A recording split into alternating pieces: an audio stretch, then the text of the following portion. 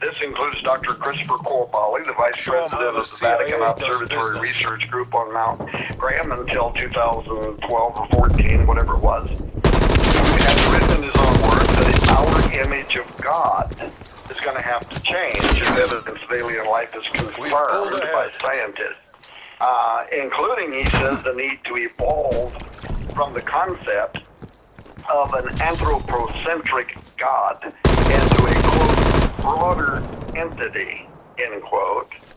Then you have the former Vatican Observatory Director, Father Jose Funes, who's gone as far or further, suggesting that alien life not only exists in the universe and is our brother, but it is, if discovered or confirmed, going to modify the faith of Christianity and certify the dominion of Rome.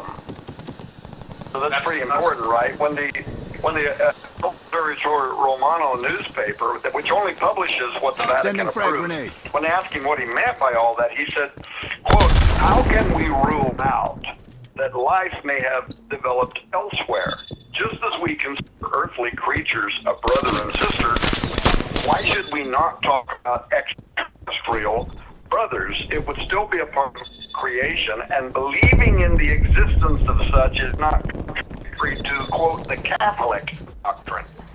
So you have all these statements, and a whole string of them, by the way, that continue even with Pope Francis saying, and I think, let me just go out on another limb here like I've done a few times on this program. I think something substantial of this is going to develop before the end of this year.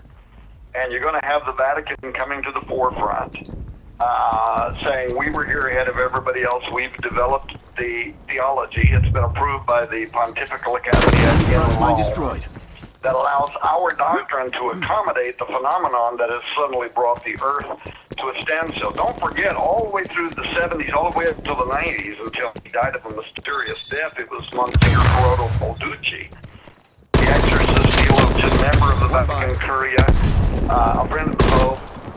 And he was the guy that's going further than anybody, going on Italian national television numerous times to state that ETIs, extraterrestrial intelligence, was not only possible, but according to him, were already interacting with Earth, and that the Vatican leaders were aware of it. Remember that? And so he goes out there, he's speaking as this official demonologist for the church, saying that extraterrestrial encounters are not demonic, they're not due to psychological impairment, they're not a case of entity attachment, even saying they're not demons, but that they are to be studied carefully because it is something real that's interacting with humanity. And he even disclosed how the Vatican itself had been closely following this phenomenon and even compiling material evidence from Vatican emissaries around the world on the extraterrestrials and their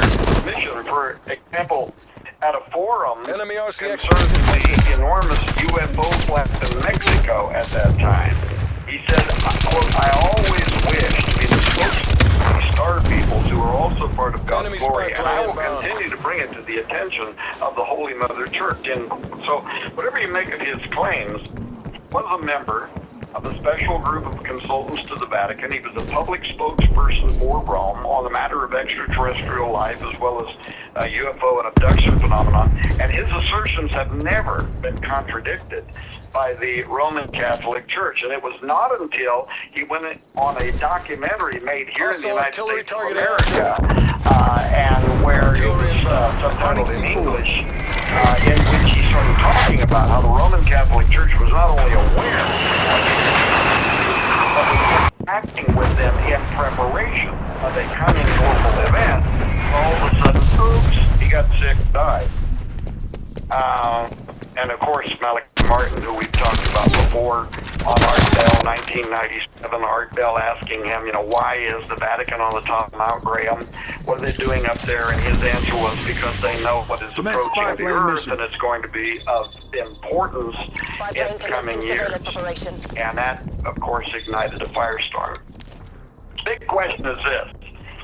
If extraterrestrial life is something that Vatican officials have been considering for all this time, why in the last few years have they started talking about it so openly in what some people perceive as a kind of careful doctrinal unveiling? Pope Francis weighing in on aliens, saying that they are our brothers, you would baptize them. Is all of this a deliberate effort by church officials to warm up the laity to ET disclosures? Are official church publications on the subject matter an attempt to soften the blow, if you will, before disclosure arrives in order to help the faithful retain their orthodoxy in light of some kind of unprecedented forthcoming knowledge? Again, Guy Consolmagno, just a while back, he was interviewed by the Sunday Herald, and in that article he pointed out how his job includes reconciling not only the wildest reaches of science fiction, I'm quoting here, with the flint-eyed dogma of the Holy See, but that his latest mental meander is something about what he called the Jesus Seed. And he describes this as brain-warping theory, which speculates that perhaps every planet that harbors intelligent, self-aware life may also have had a Christ walk across its seas, just as Jesus did here on Galilee. So it sounds like a sanctified version of panspermia, doesn't it? Anyway, I know we're going to run out of time, but I'm telling you, we are moving toward a moment of disclosure. And Steve, why don't you talk a little bit about how some of this information in your presentation, upcoming here in a couple of weeks? First of all, Tom, this is the most critical issue of our time, in my opinion, because the bottom line is it's going to be a deception that's going to be using technological fallen angel of rebellious science to dazzle mankind, lying science and wonders.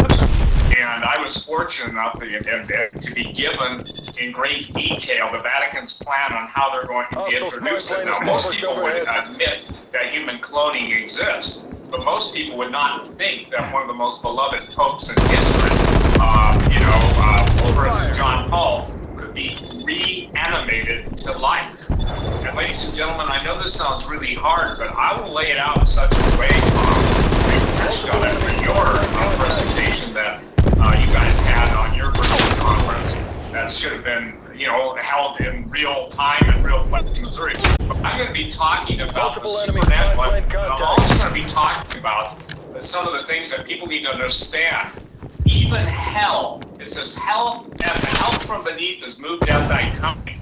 That coming doesn't mean Jesus coming to hell. It means literally that fallen ones coming to earth. Because the sheer presence of Satan and the angelic hordes on earth is going to have I would say this, a multi-dimensional effect where the physical and spiritual world come into conflict.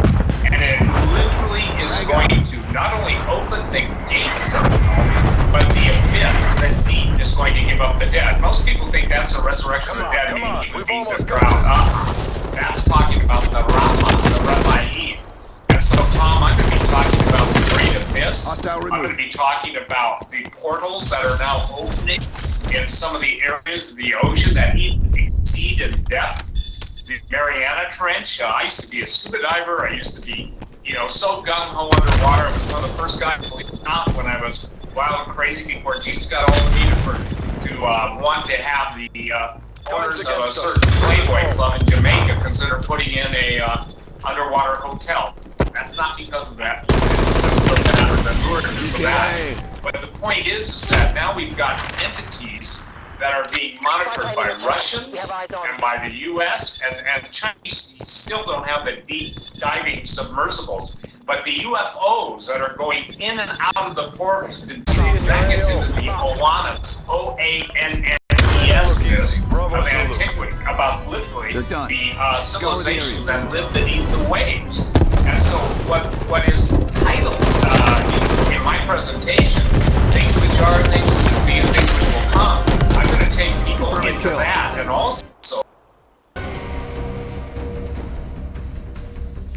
some stuff different than what I did from last time, and it all dovetails. And Tom, you and I both know cross-pollination to basically say, in America, one man lies, another one, and the rest